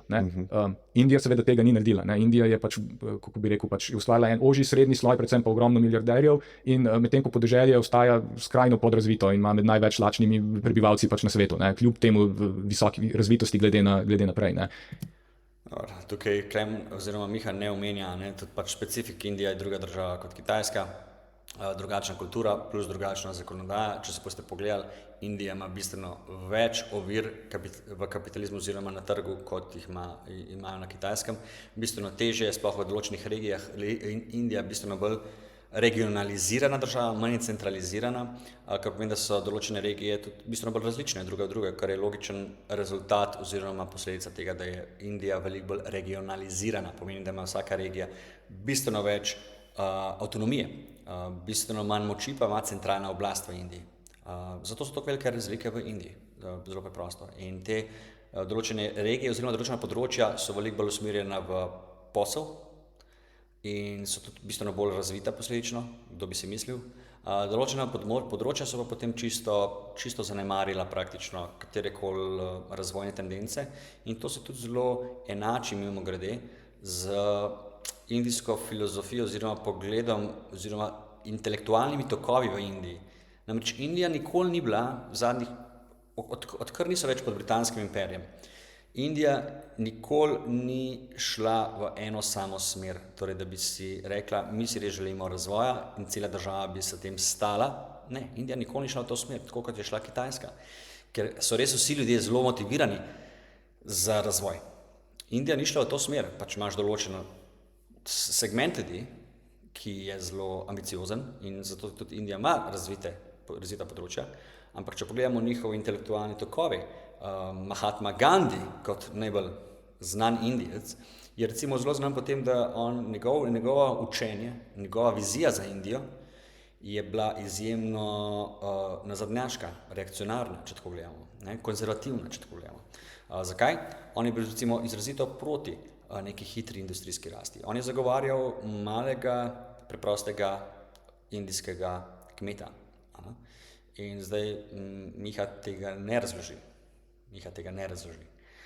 Miha zgolj trdi, da pač je Indija nerazvita, zato ker jim kapitalizem tam ni uspel po nekem čudežu. Spet čisto nelogično razumevanje razlik v ambicijah ljudi. Pač Indija Preprosto povedano, ni ista kot Kitajska, imajo drugačne razmišljanje, so si med seboj manj enotna država tudi in tudi manj bila država kot Indija in manj enotno za razvoj. In v luči tega ta nerazvitost podeželja je še toliko bolj škandalozna. Isto na Zahodu tega ne moremo... Zakaj bi bila škandalozna, Miha? Če pa sem ravno kar povedal, da Mahatma Gandhi sam kot najbolj pomemben mislec pa politični voditelj Indije zadnjih 100 let je bil proti industrializaciji, torej je bil za to, da se ohrani neko počasen razvoj, nek bolj previden razvoj. Potem ni nič nenavadnega, če je država nerazvita, kar se tiče tehnologije. Vse sem prej povedal, da vsa stvar ima prednosti in slabosti. Lahko si razvit, pa pač živiš s problemi razvitega sveta, lahko si pa nerazvit, pa pač živiš s problemi nerazvitega sveta. Ne moreš biti pa oboje. Ne moreš biti pa nerazvit, pa razvit hkrati. To bi bil duhoviti nesmisel. Sistematičnega vlaganja v določene pač panoge ne moremo izvajati. Zakaj? Zaradi tega, ker pač v bistvu ni tega državnega nadzora nad kapitalom v enaki meri. Zdaj, kako bo to Kitajska peljala naprej in koliko so zmožni v bistvu to usmerjati, je težko reči. Ampak lahko pa vidimo, v bistvu, da so imeli neke konkretnejše dosežke s to potjo. Zdaj, še enkrat, to ni socializem, to je v bistvu državno vodeni, partijsko vodeni kapitalizem, ki v bistvu... Ki je, Miha, takšen postal, ker je tvoj trdi socializem globoko padel na Kitajskem in globoko spodletel kjerkoli druge na svetu. Ker je Kitajska bila ena najmanj razvitih, najbolj revnih držav v času Mao Zedonga, prvega in največjega, najmočnejšega voditelja komunistične Kitajske. Ker je Mao Zedong pahnil Kitajce v veliko revščino s svojim spodletelim poskusom komunistične industrializacije in ker je Mao Zedong mnogi ljudi pahnil v globoko lakoto in ker je Mao Zedong mnogi ljudi zaradi svojega vsiljevanja marksizma pahnil v smrt, ko so mnoge ljudi iz medijev, iz akademske sfere, iz srednjega sloja, od učiteljev, od podjetnikov, od privatnih kmetov, malih kmetov, ki so imeli svojo malo zemljo, preprosto pobijali, preganjali in vsiljevali jim nek nov način proizvodnje, ki je bil popolnoma spodletel. Zato, Miha. Prinaša pač neke razvojno pozitivne pač stvari. Isto tudi mogoče, oni se lahko na zelo široki državni ravni, na nivoju 1,5 milijarde ljudi dejansko odločijo, da bojo pač proizvajali, električne avtomobile ali pa da bojo tako in tako okoljsko politiko zasledovali. Tukaj, kjer je manj nadzora nad kapitalom, kjer v bistvu pač imajo interesi posameznih kapitalistov več besede, je težko za eno tako skupno politiko se odločiti. In zaradi tega smo v bistvu manj učinkoviti na nek način pač kot družba. Ampak jasno, mi se ne moramo reorganizirati pač na kitajski način. Mislim, absolutno se tukaj lep primer se strinjam do določene mere, se strinjam.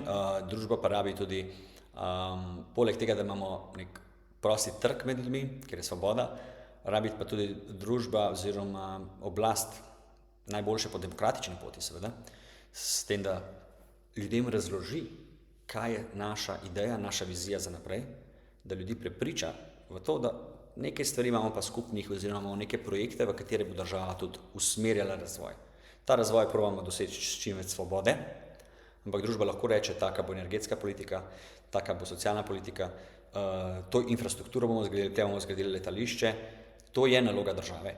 Je pa tukaj treba upeljati čim več privatne iniciative, zelo preprostega vedenja, ker vemo, da privatna iniciativa oziroma tržni igralci, naši domači podjetniki, ali pa bodoči podjetniki, so tisti, ki moramo omogočati rast in razvoj. To so tisti, ki omogočajo, da inovacije in talenti družbe pridejo na plano. Imamo svojo drugačno zgodovino, drugačne razmere družbena. Imamo pa, jaz bi rekel, visoko stopnjo razvoja in v redu kvaliteto življenja, ki bi se spočalo varovati in drugače z njo upravljati, kot delamo zdaj. To je smisel, da bi mogla biti naša prioriteta. Se zavedati tega, kaj imamo in se zavedati, da to ni samoumevno in vzdržno pač po tej poti in da se moramo pogovarjati, kako bomo te stvari zaščitili. Absolutno, se strinjam. Moramo te stvari zaščititi.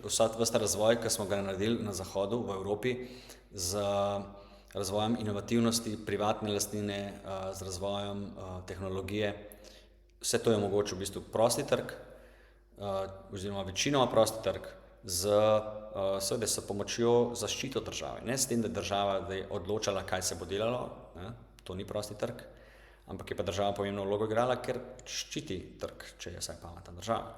In vse te naše kulturne civilizacijske pridobitve, ki jih imamo, o katerih tudi Miha govori, lahko zaščitimo samo tako, da znamo prepoznavati, kdaj nam nekdo govori ideologije, ki nas bodo pahale v revščino, in to je marksizem, to je socializem, to je podružbljanje, po nacionalizaciji lastnine.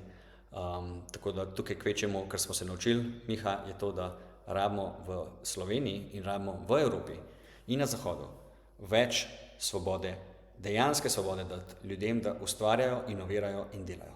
Zelo preprosto. Več svobode rabimo dati, da ljudje delajo, ustvarjajo, inovirajo. Ja. In tukaj se pogovarjamo potem o neki resnični demokratizaciji, ne? Da se pogovarjamo o tem, take in take presežke smo pač delavci v Sloveniji v teh in teh panogah pač naredili. To je neizpodbitno dejstvo. Pač kapitalist ne ustvari presežkov, delo. No, vidite, kako nam more iz svoje ideologije, svojih ideoloških očal. Take in take presežke smo delavci ustvarili. Sicer on sploh ni delavc kot prvo, kot drugo pa mu ta ideologija, upam, da bo enkrat spoznal, no, kako ga ta ideologija omejuje pri tem, da bi imel več empatije v družbi. Marksistom zelo močno primanjkuje empatije, torej sposobnosti tega, da razumejo drugo stran. Sposobnosti tega, da razumejo, kaj je vloga vsakega v naši družbi, ker družba je raznolika. Ni družba sestavljena samo iz delavcev za tekočim trakom, v bistvu, kot sem rekel že v prejšnjih videih, je teh danes zelo malo v naši družbi, pač pa je družba sestavljena iz ljudi z različnimi talenti. Talenti ljudi, ki imajo vizijo, ki peljejo en projekt, eno podjetje naprej, talenti ljudi, ki znajo to upravljati, ki znajo delovne procese in ekipe ljudi, delavce, upravljati tako, da motivirano delajo. In potem delavci, ki znajo, ki v bistvu to prepoznajo in vidijo, da so del neke večje slike, skupne slike in delajo za skupno dobro tega podjetja ali pa te nacionalne ideje. Torej, treba je razviti neko skupno nacionalno identiteto, idejo in pot vseh delavcev, kapitalistov, podjetnikov, menedžerjev, da delajo in v svojih zasebnih življenjih, zasebnih podjetjih za nek skupen cilj, ne samo za svoj individualen cilj, in da imamo tudi neko skupno idejo na nacionalni ravni. Kam zdaj usmerjamo ta podjetja, kjer so tiste glavne točke, kam družba želi v naslednjih 5, 10, 20 letih. Tako da, kle se strinjam, nek način kolektiva more biti v družbi. Samo ne na način, kot ga prodajajo socialisti in marksisti. Imamo veliko boljše načine, ki so čez zgodovino vedno delovali. Torej nek svoboden trg, s čim manj regulacije, s čim manj omejitev in pa državo, ki tudi zna povezati, politike, ki znajo povezati te različne ljudi med sabo, da delajo za skupno dobro, ker rabimo to raznolikost ljudi. Ne, da so si v konfliktu, pač pa da delajo za svojim znanjem vsak tisto, kar je dober. Marksisti so pa tisti, ki onemogočajo družbi, da bi bila enotna, zato ker vedno v družbi vidijo izključno in samo tiste, ki so krivi za vse in tiste, ki so večne žrtve. Če gledamo na družbo na marksističen način, pomeni, da družbo v resnici uničujemo in družbo dajemo na razen, jo razdvojujemo. Zakaj? Zato, ker marksisti gledajo vedno na družbo kot na nekaj, kjer je konstanten konflikt. Že sama marksistična ideologija temelji na konfliktu. Oni vidijo družbo kot inherentno, nujno konfliktno. Vedno je nekdo, ki nekoga požre in vedno je nekdo, ki je žrtev. Namesto da bi družbo gledali, kako ustvariti pogoje, ker ta kruta realnost, ker ljudje so lahko taki drug do drugega, ker to kruto realnost usmerimo v to, da ti različni ljudje z različnimi talenti, menedžerji, podjetniki, delavci, vodje, umetniki, kot je Antoko, v bistvu vsak zasleduje svoj cilj, ampak hkrati tudi razume svojo vlogo v družbi. Veste, o čem govorim? Vsak zasleduje svoj cilj, to je nujno, da poskrbimo pač zase, vsak ima svojo glavo, torej zasledujemo svoj cilj, ampak hkrati moramo tudi razumeti, da smo del ene države in da moramo zasledovati nekaj, kar je dobro tudi za vse. To je tisto, ki ustvarja vrednost. Kapitalisti Ne samo delo, to pa ne more držati. Tudi po ekonomski teoriji ne drži, da samo delo dodaš v nekaj in ustvariš dodano vrednost. Ne. Ti rabiš in inovacijo, in idejo, in kapital, ki sfinancira delo vnaprej z nekim rizikom in vse to ustvari dodano vrednost. Kapital ni nič drugega. Tukaj je Klemen Mačkan premalo dobro mogoče mu kontriral, ker zelo enostavno je drugače argumentirati, zakaj delavci ne morejo kar sami proizvajati stvari. Če ne bi se že delavci sami organizirali in naredili podjetje. Pa tega, kot vidimo, ne delajo. Namreč ljudje, kot sem prej rekel, so si različni. Ti zato, da postaviš eno podjetje, in sam kot podjetnik vam to lahko povem, pa vsak podjetnik vam bo, samo morda vam bom jaz probal to razložiti čim bolj preprosto in jasno. Ti kot podjetnik si tisti, ki imaš idejo, tukaj bomo pa eno storitev proizvajali, tukaj bomo pa eno storitev delali, tukaj bomo pa en izdelke delali, za katerega jaz vem, sem ga poštudiral, vem, kako ga narediti. In seveda podjetnik rab zaposli tudi delavce, slej ko prej. Če se širi, če je uspešen, najprej delaš sam, delaš morda z družinskim podjetjem, potem pa zaposluješ ljudi. In zdaj odgovornost tega podjetnika je, da on je tisti nosilec ideje. On je nosilec ideje. In če on odide, je to tako, kot če imaš ekipo ljudi, ki potem ne vejo, zakaj so več tam. Morate vedeti, da podjetnik je tisti, ki organizira to delo. Se delavce postavi na področja, jih nauči, izuči za tista področja, kjer morajo delati, kjer je dobro, da se izučijo in da delajo. In morda niso dobri za to področje, pa jih da enega tja. Torej najdete mora tudi dobre zaposlene. Te zaposlene izobraziti, te zaposlene tudi stalno negovati, da prinašajo nek efekt k podjetju. Torej, vloga podjetnika je zelo jasna. Tako da bi rekel, da zakaj imajo nogometne ekipe trenerje? Zakaj imajo ekipe trenerje? Zakaj so v športu nekdo je kapetan, nekdo je pa pač tisti, ki največ teče? Vsak ima svojo vlogo. In ti v vsaki ekipi, če hočeš postaviti neke večje sisteme, kot so podjetja, rabiš ljudi, ki znajo te ljudi skupaj držati, ohranjati vizijo, ohranjati kakovost proizvodnje, ohranjati povezanost, ohranjati to, da se te ljudje izobražujejo, da imajo znanje, da ne odidejo, da niso nezadovoljni, da so ravno prav stimulirani in tako naprej. Zelo enostavno, zakaj podjetnik mora biti. Žal, marksistična očala tega našega Antoka to ne razumejo in tukaj vidimo spet pride v stanje ideološke fanatičnosti in spet postane v bistvu, vidite po njegovih očeh, mudžahadin. Allahu akbar, to postane. On takrat postane ideološko toliko slep, da preneha razmišljati svojo glavo. Jaz upam, da bo Miha enkrat res znal več empatije, sočustvovanja vključiti v svoje razmišljanje in da dejansko bo razumel tudi celotno družbo, ne samo družbo skozi marksizem, pač pa celotno družbo, celotno kompleksnost družbe. Miha, več sočutja ti želim, res. Kot v bistvu pač pobran presežek dela od prej. Se pravi, Torej spet on govori, da podjetnik samo pobere presežek, ki ga delavci ustvarjajo. To je nemogoče, to je popolnoma nelogično, ker če ne po tej logiki bi delali Miha, dobite se z delavci ali pa povej mi, zakaj se 100 delavcev med sabo ne zmenijo, se pokličajo, fantje, dajmo šli mi tele proizvajati tole orodje, šraufencigerje bomo šli proizvajati, izvijače, delali bomo izvijače, damo skupaj svoj kapital in začnemo delati. Nobenega vodje ne bomo imeli, nobenega vodje procesov, nobenega vodje plana, nobenega vodja, kako se bo to proizvajalo, kako bomo vsak dan prihajali na službo, disciplino držali, razvili znanje za proizvodnjo, za orodja in tako naprej. Ne. Miha, res, otroče razmišljaš. Tisti je denar, ki ga v neki... Presežek, ne presežek dela, presežek delovanja, ki ima več komponent, ne samo delo. Delo je samo ena sestavina dodane vrednosti. Ne, ti govoriš o dodani vrednosti na nivoju menjave. Ne? Presežek, mislim v tem smislu. Jaz sem dodano vrednost ustvaril na trgu, dokaz za to je, da sem ustvaril profit. Presežek. Jaz sem v bistvu to, s tem sem dokazal, da družba ceni to, kar sem ustvaril, zato ker mi je več ostalo.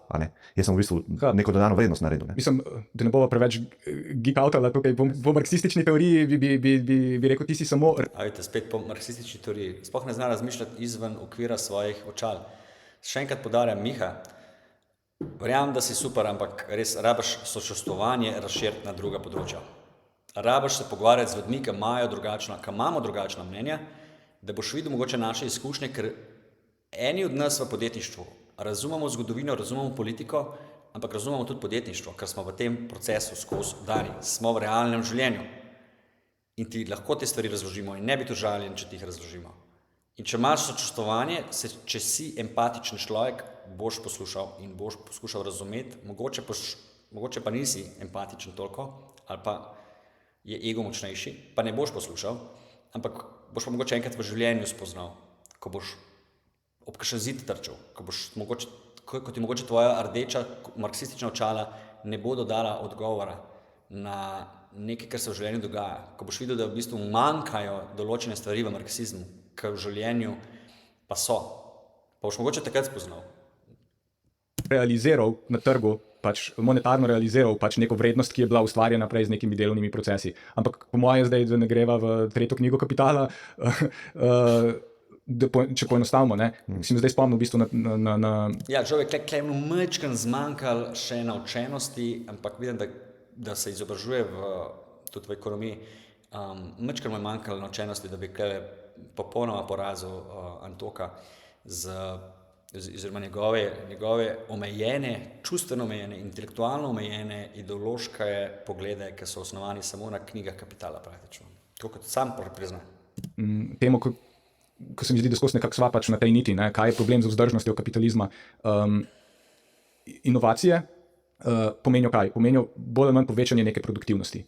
Se pravi, da delavec v bistvu lahko v manj časa naredi več, kot je z neko novo napravo, kot je predtem. In to je v bistvu pač, temu mi pravimo rast produktivnosti v kapitalističnem sistemu.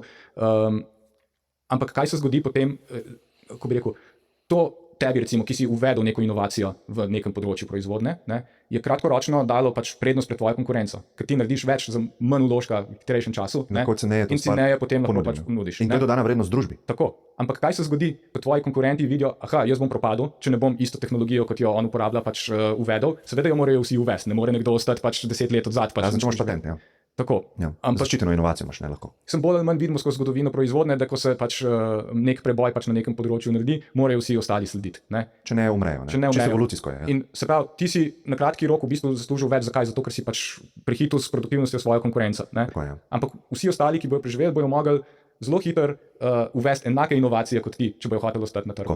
Res je. Se pravi, ta tvoja prednost je potem izginila in se je zadeva pač poravnala. Se pravi, ti ne moreš več jahati na to, da si pač bolj produktiven od svoje konkurence, ker zdaj ste vsi na enakem. In to je lepota. Ampak pazi, kaj se je na drugi strani zgodilo? Vsak od teh pač proizvajalcev zdaj zaposluje manj delavcev, zato ker je bolj produktiven. Ali pa jih več plača. Mislim, sama definicija produktivnosti je to, da ti na manj enot dela v bistvu pač ustvariš več blaga. Ja, ampak več blaga bo tudi družba želela. Ne delava midva v vakuumu tega, se pravi, morava stojiti. Absolutno imate tukaj oba prav, tudi Miha je to prav povedal, ampak bistvo inovacije je, torej, da za manj človeškega vložka družba lahko dobi ven čim več materialnega blagostanja. Ampak raven to je prej Miha govoril, da je pomanjkanje oziroma slabost družb, ki so nerazvite. Torej, da imajo premalo produktivnosti, premalo učinkovitosti in zato preveč revščine. In zdaj smo zopet nazaj pri tistem vprašanju, kako uspeti določen del družbe, in to odraslih ljudi, socialistov, vam v bistvu prodati idejo, češ, da je nekaj, kar je v bistvu dober, ker to, kar je zdaj govoril Miha, pa to, kar je tudi Klemen povedal, to je v bistvu dober, ampak ne, oni vam to želijo prodati kot slabo. Torej, produktivnost, to, da ti z manj vloženega časa dela, z manj truda v bistvu, z manj žrtev, manj švicanja, manj žrtvovanja, manj krvavljenja ljudi, ljudstva, naredi družba več, to vam skuša Miha prodati kot slabo. Pazite to. Zakaj? Zato, ker zdaj rabimo manj delavcev. Poglejte to zločinskost njihovega razmišljanja. Torej, prej govorili, da je delo v kapitalizmu itak izkoriščeno, pa da kapitalist rabi veliko delavcev za to, da jih lahko izkorišča. Zdaj pa hoče povedati, da ne. V bistvu je toliko učinkovit v kapitalizmu z novimi inovacijami, da v bistvu rabi vedno manj delavcev. Da vedno manj delavcev se potrebuje za to proizvodno. In da je to, da je slabo. Prej je gledal na to, ko delavec dela v podjetju ali pa v industriji, da je to izkoriščanje. Zdaj, ko pa ta delavec ne dela več v tej proizvodni, ker je pač ta proizvodna toliko učinkovita, da ne rabimo več toliko delavcev, je pa to tudi slabo. Ampak ne, v bistvu je se s tem zgolj odprl nov prostor, nova možnost, da zdaj ljudje delajo v panogah, ki so zdaj bolj vredni, kot so bili prej. Torej pač zgolj spremeniti moramo način, oziroma v kapitalizmu se zgolj ljudje preusmerijo v tiste panoge, ki so zdaj bolj pomembne. That's it. enot dosežeti, in ko 100 enot doseževa, ne proizvajava več, mi da bomo več šla proizvajati, cena bo padala, za vse bo boljš, ker bojo dobrine cenejše in ti boš še več hotel proizvajati. Ne? In ti boš te delavce obdržal, ampak ker bo konkurenca delovne sile večja, jih boš mogel več plačati. Ne? Ampak skoraj v vseh novih panogah, ki so profitabilne. Tako, tega Miha ne omenja, torej koliko so delavci dejansko plačani, to je konstantno poneumljanje tukaj se strani socialistov. Delavci so plačani glede na to, koliko so produktivni in glede na to, koliko jih je na voljo.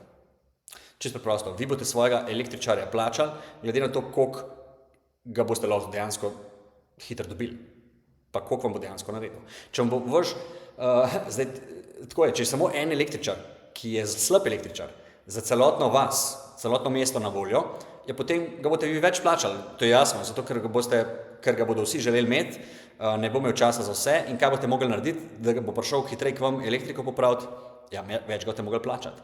Enako je z delavci, pač to so podvrženi, vsi smo podvrženi, torej čisto logičnim človeškim zakonom, koliko vas nekdo rab, pa koliko je vašega znanja na voljo. Če je vaše znanje nekaj posebenega, da je tega znanja malo na trgu, potem boste lahko veliko več računali.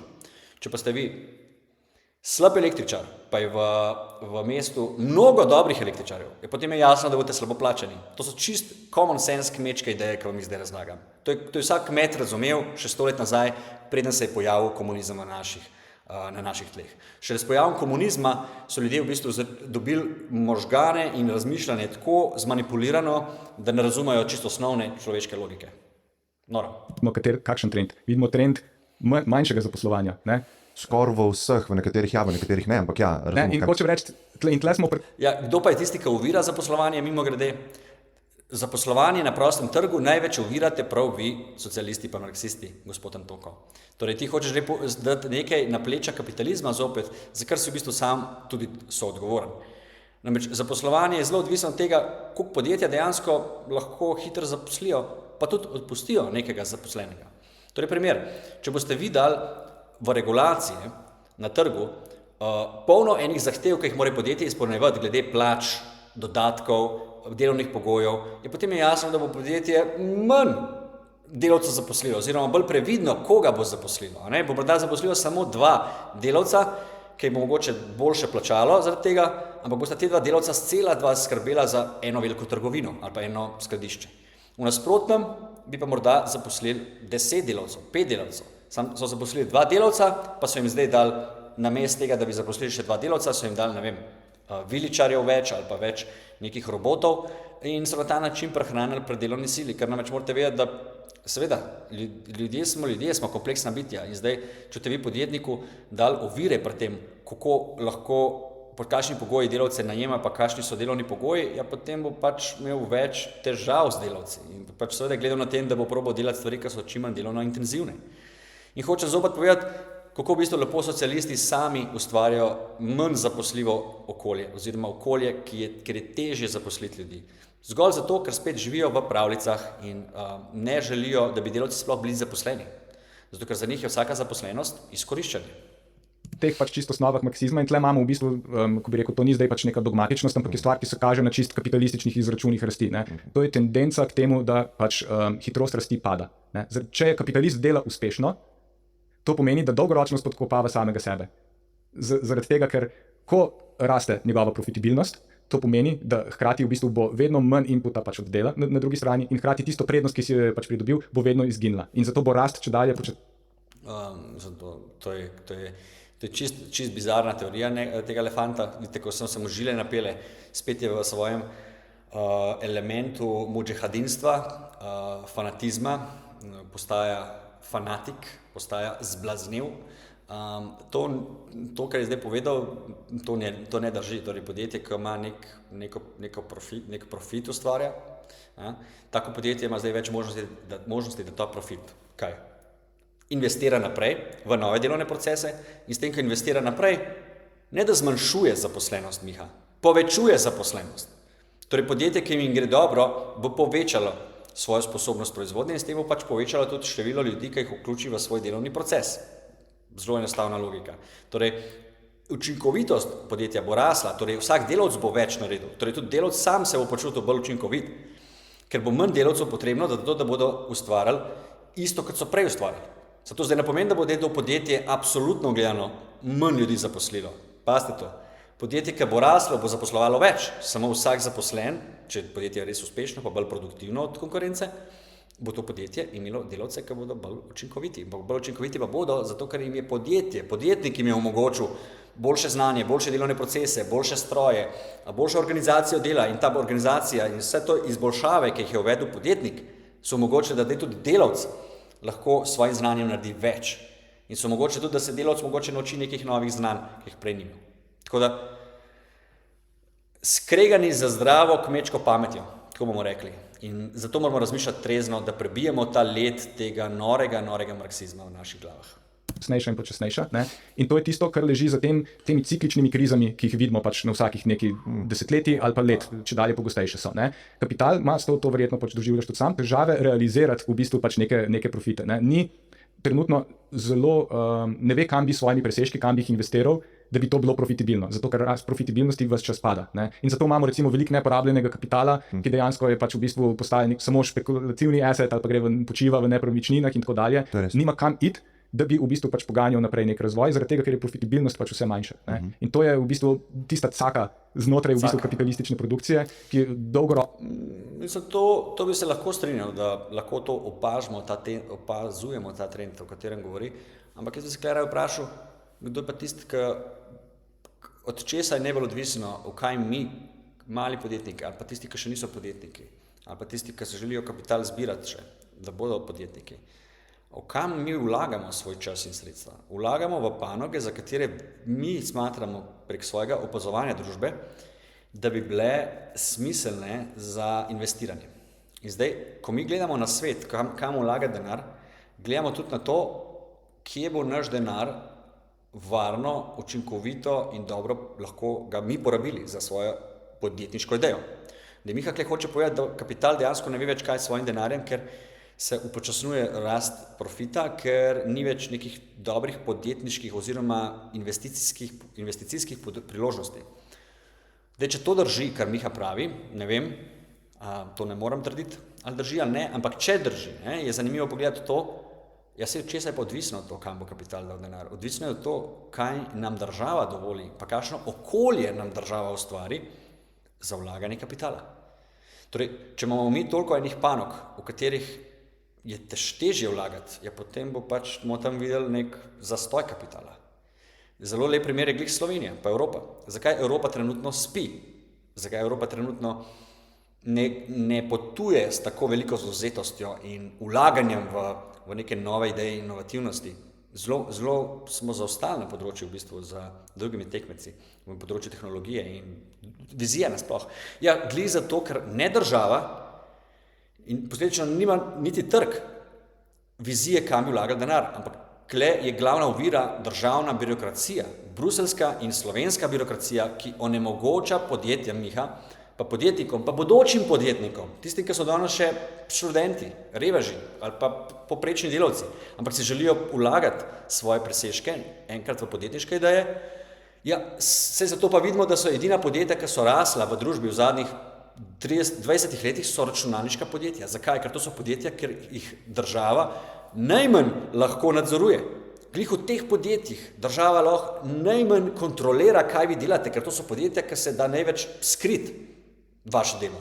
Računalniška podjetja delajo s softverom, delajo s številkami, delajo z oblaki. Zato so to podjetja, ki lahko delajo od kjerkoli. Samo internet potrebujejo. In razvijajo softver, računalniške, programerske inovacije. Ampak super, ta del smo ful razvili. Ampak smo pa zanemarili pa glih težko industrijo, proizvodno, izboljšave v tehnologiji, o prijemljivih stvarih. Tega pa ni. Zakaj ni? Miha, zakaj ni?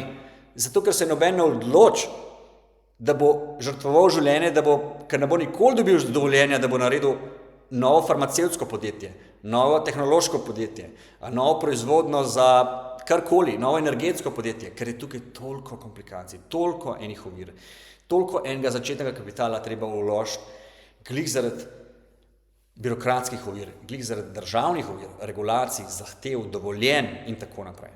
Tako da, Miha, kadar govorimo o nerealiziranem potencialu in temu, da kapital premalo v bistvu vlaga, ker ne ve kam z kapitalom, morda se strinjam, Miha.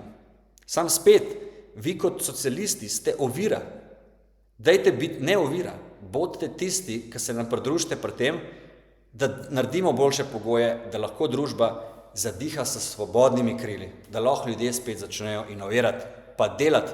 In ja, umazali bomo tudi malo okolje. Kaj? Lahko pa imamo samo praproti in travnike, ampak bomo kot družba lahko sam propadali.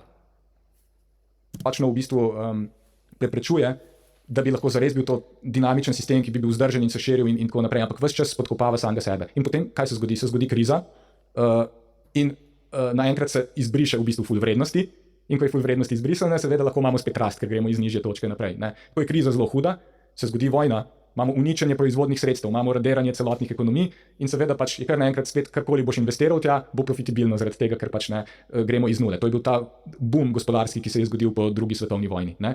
In ko bi rekel, ti cikli so blazno traumatični in uničujoči za zelo široke populacije sveta. Ne? In spet lahko rečemo, da to verjetno ni način zasledovanja nekega razvoja, ki bi mu hotel slediti, ki bi bil smotrn za večino ljudi. Ne? Zdaj smo kar nekako sprijaznjeni, da bo prišla še ena kriza, da bo toliko in toliko služb pač izbrisanih, da bo ne vem. Ne? To so kar zadeve, ko slišiš, v bistvu se politiki pogovarjajo o njih, da mi ne bi mogli odločati o tem. Ne? Ampak je to, bi rekel, zlato pravilo kapitalizma, ki smo mu vsi na nek način podrejeni in se lahko temu samo prilagajamo, nič pa ne moramo glede tega narediti. Ne?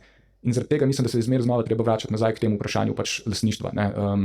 Se pravi, zdaj Miha, tukaj je spet zelo spretno ideološko, poskuša neke velike krize povezati izključno samo s kapitalizmom. Ja, absolutno so verjetno povezane, ampak to je prevelik, veste, gre za prevelike, on komentira prevelike dogodke in jih povezuje z nekimi stvarmi v družbi, da bi lahko kaj mi vzpostavili neko vzorčno, realno vzorčno, dokazano povezavo.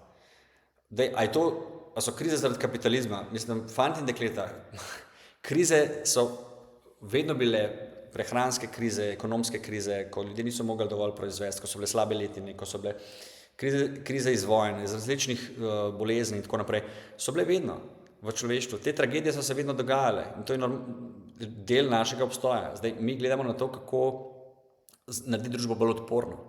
Zato, da je družba bolj odporna, da imamo manj velikih kriz, je v bistvu nek tak zanimiv uvid, da v bistvu mi rabimo družbo, ki se sooča z realnostjo, ne pa družbo, ki se zakrije pred realnostjo. Torej, še enkrat poudarjam, zato da se mi izognemo velikim krizam, velikim vojnam, velikim lakotam, mi rabimo v bistvu družbo, ki je izpostavljena vsakodnevno malim krizam. Ker če si ti izpostavljen vsakodnevno realnim problemom v gospodarstvu, v življenju, v delu, v ekonomiji, doma že gospodinstva svojega in svoje družine, potem boš bolje razumel svet in bolje razumel, kako se narediti bolj odpornega, pripravljenega na krize. Primer, to, da smo bolj pripravljeni na vojno, ne smemo podleči umetnim pacifistom, katerim pripada tudi kolega na videu, ki trdijo, da ne rabimo biti nič pripravljeni. Vidite, gospod je ves suhcan, se nič ne je. Gospod ni pripravljen na vojno, ni pripravljen na morebitno odpornost v tem primeru. Zato v primeru vojne se najbolj pripravimo tako, da imamo svojo industrijo, da imamo svojo vojsko, svoje prebivalstvo, ki je sposobno braniti državo. To je pripravljenost na vojno. To pomeni, da, vidite, naredimo nekaj, kar je vsakodnevno neka manjša kriza oziroma neka kompatibilnost naših glav, možganov z realnostjo, pač do vojne lahko pride. In zato pripravimo prebivalstvo, smo realni, smo na zemlji prizemljeni in zaradi tega imamo manjšo možnost vojne, ker smo bolj pripravljeni. Enako za lakoto, enako za ekonomijo, da se pripravimo na boljše, na to, da ne bomo imeli ekonomskih kriz, dajmo ravnati z proračunom, z davkoplačevalskim denarjem, tako da delamo odgovorno, tako da naredimo, da je družba varčna, da je družba troši, ampak da tudi varčuje, da tudi investira, da vidimo, da družba tudi nove stvari dela, da družba inovira, da ne samo porablja. Tako naredimo družbo bolj odporno, torej družbo, ki ustvarja, ne družbo, ki samo porablja, družbo, ki zna varovati, se zaveda nevarnosti, ne družbo, ki samo živi v neki iluziji, tako kot živijo marksisti in vas skušajo svojo besedno solato prepričati, da je za vse kriv nekdo drug, v resnici so pa oni tisti, katerih ideologija in ideje omejujejo našo družbo, da bi napredovala na višji nivo, da bi bili bolje zaščiteni, da bi bolje razumeli potencialno nevarnost, da bi bolje se izognili naslednjim krizam v ekonomiji. In tukaj tudi končujem današnji daljši komentar.